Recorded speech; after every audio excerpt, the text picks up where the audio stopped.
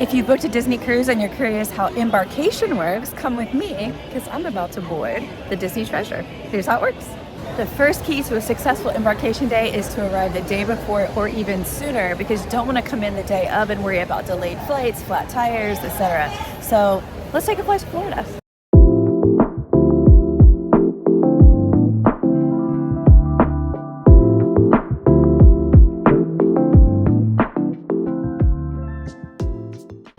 Okay, we made it. Look at the pretty tree, everything's decorated. So we're staying at the MCO Hyatt. We just went and grabbed our luggage off the baggage claim and we're headed up. And then I'll be back tomorrow for actual embarkation day, bright and early in the morning. See you then. Good morning. We had alarm set at 7 a.m. and the hotel clock went off at 6. Who uses the hotel clocks? My gosh. Okay. So the first step that we're gonna do before leaving is there's a health questionnaire. Only one of these needs to be completed per stateroom, so not everybody in your group has to do it. I'm just going to do it for us. The confusing thing about this is that the app will actually tell you about the health questionnaire before embarkation day, but you can't fill it out until embarkation day. So we're going to do that this morning before going to get ready. So make sure you do this because it's a requirement before getting on the ship. Okay, so I'm going to click in the DCL app. I'm going to click health questionnaire, and then it takes you to a browser where we're going to fill it out for our group. View questionnaire. To assist us in protecting the health and safety of guests, cast, and crew on the cruise, we require you to answer the following questions. You are completing the form for all guests in this stateroom. Get started. And it tells us that there are 3 questions to answer. Within the last 3 days, have you or any occupant of your stateroom developed symptoms of vomiting or diarrhea? Are you or any occupant of your stateroom experiencing a fever and any one of the following symptoms? Sore throat, cough, runny nose, muscle ache, or headache? Nope. And will anyone in your travel party be pregnant 24 weeks or more at any point during your sailing? Big no there. Okay. So then it asks me to sign off. On behalf of myself and all guests occupying the stateroom listed above, I certify that all answers are complete and accurate. Check. And then we attest that all the guests occupying this stateroom are knowledgeable about the individual risks of developing severe illness if infected with COVID, have made an informed decision about cruising based on individual risk, etc., etc. So we're going to check that box. And then we're going to hit submit. And that is all there is to the questionnaire, but it is required. So now that we've got that submitted this morning, let's go get ready. Okay, all dressed now. Some crazy hair going on. I'll fix that in just a minute. But a couple more steps before we head out to the cruise terminal. If you got your luggage tags in the mail from Disney Cruise Line, this is the time to put them on your checked bags. If you didn't get them in the mail, you don't fret because you can get them. If you're using DCL Transportation, go to Bell Services at the front desk and they will give you some. If you aren't using DCL Transportation, when you get to the cruise terminal and the luggage porter accepts your bags at the curb, they have them for you. They have blank ones that they can write information on so that you can have extras or, all of your luggage tags if you didn't receive them at all. So you can get extras or use the ones that you received.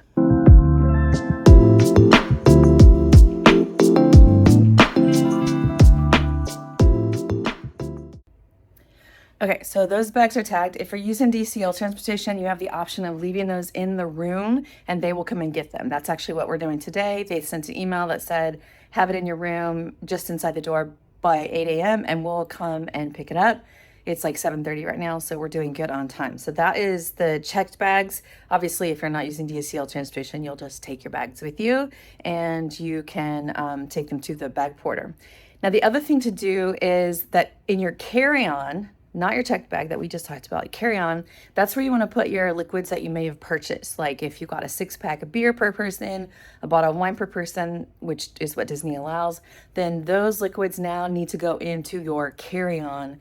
And I know that's different than flight rules because obviously you're not taking that amount of liquids in your carry-on. But for DCL, those liquids now need to be loaded into your carry-on, and you need to carry them to the ship. Other things that need to go in your carry-on, or anything you need between now and the time that your luggage is delivered to your stateroom. So a lot of people like to swim, need medication. If you have little ones, you need, supplies for them, etc. So your carry-on needs any supplies you need during the day, as well as the liquids that you are bringing on. That is it for the luggage. Let's see, what else do we need to do? Okay, one couple of reminders that I just thought of as I'm heading out and packing up my own stuff. Make sure you have your passports and your port arrival form, because when you get there to the port, you're gonna have to show them your port arrival form, one per group. It's the one that was emailed to you after you completed your online check-in.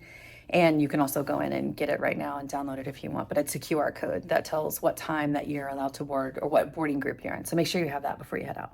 On your slides, to get your well 70 operation.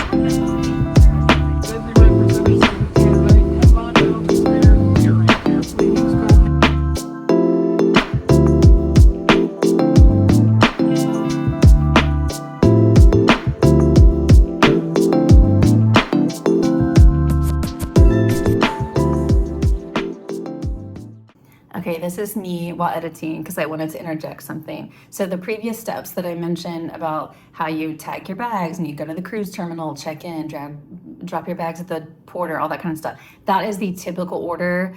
This time it worked a little bit differently for us. I inserted pictures from previous cruises to demonstrate the order, but what we actually did this time is a little bit different, and I wanted to make sure you knew about it. So we stayed at the MCO Hyatt, as I mentioned, and we took DCL Transportation, as I mentioned, or as I showed. And the benefit to this combo is that they actually let you do stuff at the hotel instead of at the cruise port. So we not only got to leave our bags there for them to pick up, but they let us do the check-in process at the desk there that they set up, where we showed our passport and stuff like that. We got our magic bands that linked to our stateroom, and that saved us a step once we got to the cruise terminal. This is only true for this very specific situation. MCO Hyatt, DCL Transportation, they just have so many people that do it that they set up the desks at the hotel. So in the future, if I'm going out of Port Canaveral, I cannot see doing it any other way because it was so seamless. I was surrounded by people that were on their first cruise that were doing this combo, and I was just so happy for them that they had booked a system that was going to work really well and make it easier for them. But it took me a lot of cruises to get to this combo, because I used to do private car service. So I just want to throw that out there. If you happen to be doing Port Canaveral and want to go from the airport, it works really, really well, and it allows you to do your steps before you get to the cruise terminal. So at the time that we were delivered to the cruise terminal on the bus, all we had to do was go through security and wait for our boarding group to be called. We didn't have to do any of the other steps, like with our passport and that kind of stuff. So anyway, FYI. Yeah, nice.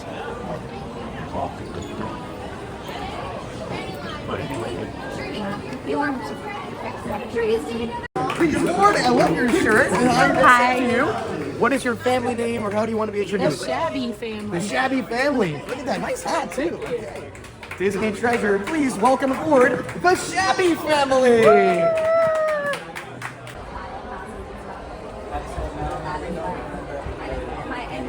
For lunch on embarkation day, you can either go to the buffet, which is called Marceline Market on this class of ships, or Cabanas on the other class, or you can ask which one of the table service restaurants is open. We went to Coco's. I usually go to the buffet, but I found the sit down option much more peaceful, and I think this is how I'll do it from now on.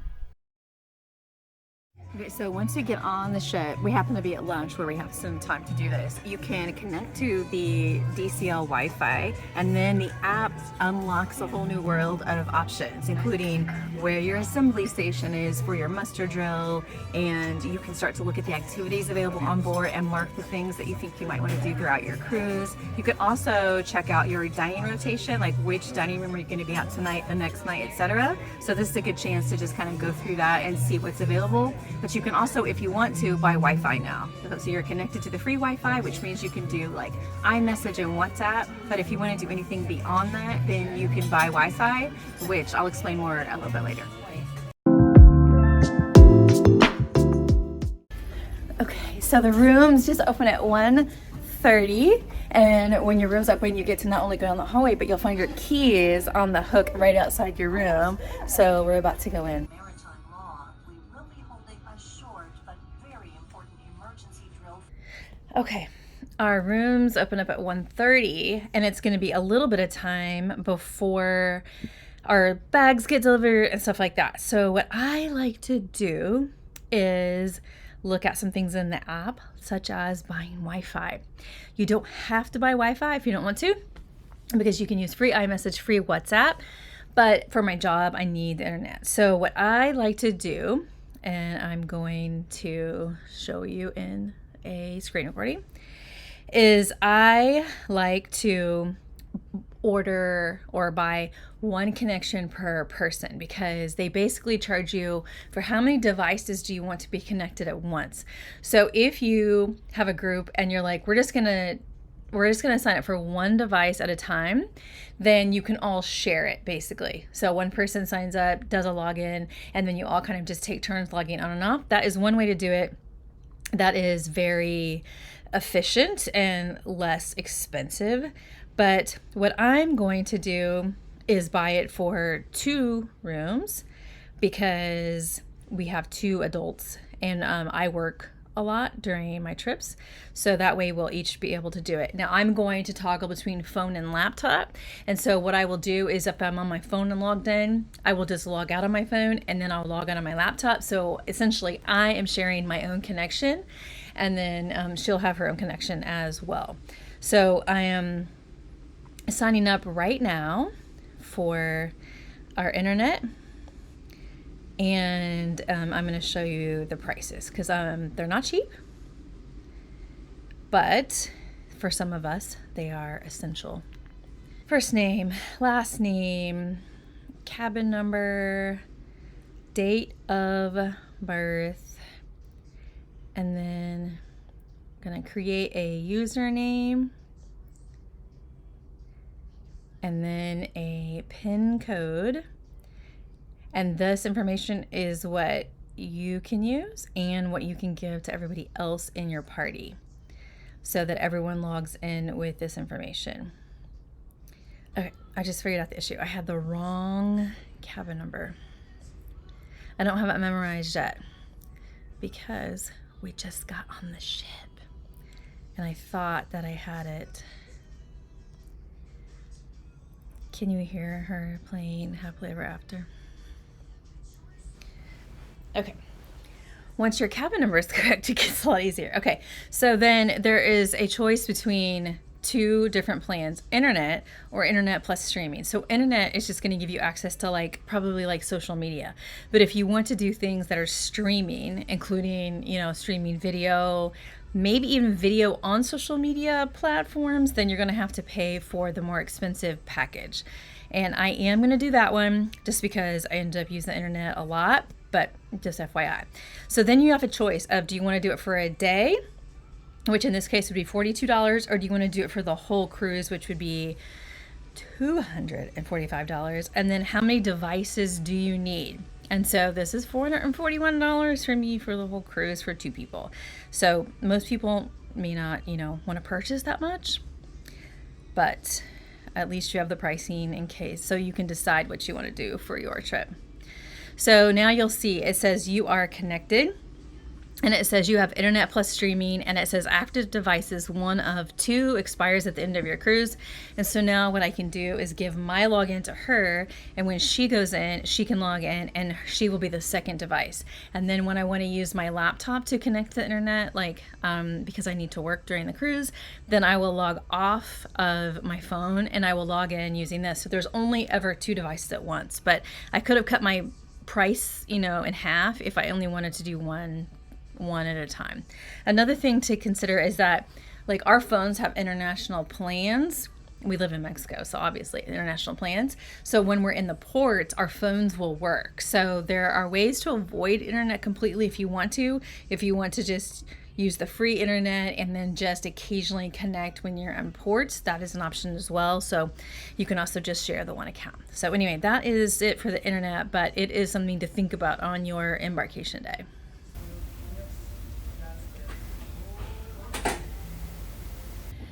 Okay, our bags were finally delivered. I feel like everybody else got their bags before us, and now the muster drill is in a few minutes, so we're unpacking and decorating the door. This is totally optional, but it's way more fun, and I'll tell you, the cruises I've been on where I didn't decorate, I felt a little left out. So I tend to keep some magnets and lights and things available so that it's just part of the routine now on embarkation day, so we can kind of just join the fun.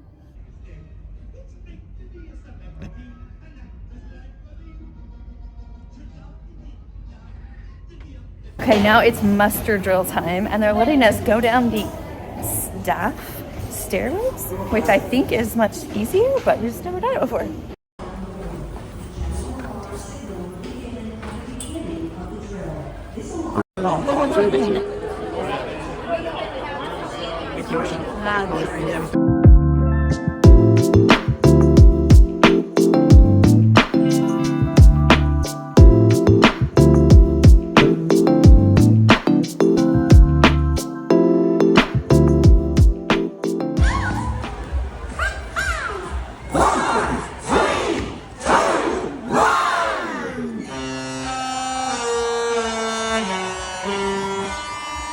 You're now officially on vacation. Please put your hands together for Mickey, Minnie, and all our Disney pals. Okay, so the last thing to mention on embarkation day is just what takes place between 6 p.m. and 8 p.m. It might be dining for you, it is for us, 5:45 is our dining time, but also shopping doesn't open until around the same time as first dining. Tonight, our first dining is 5:45, and we just heard the shops are opening at 5:45. And if you're a big shopper, this might be a priority. There is a very long line already that has started, so that could be a place to go. You also might want to look at what shows are playing tonight and all that kind of stuff. So 6 to 8 p.m., just figure out dining, shows, shopping, that kind of stuff. And then that's it. And then you can just settle in for the rest of the cruise, and it's all downhill from there. So we are off to dinner. Our first one is at the Coco restaurant tonight. But if you would like a checklist that goes with everything I talked about today so that you don't forget, I even save it to my camera roll so I don't forget. I will link to that in the description, but hopefully that's helpful. Let me know what comments or questions you have down below, and thanks for watching.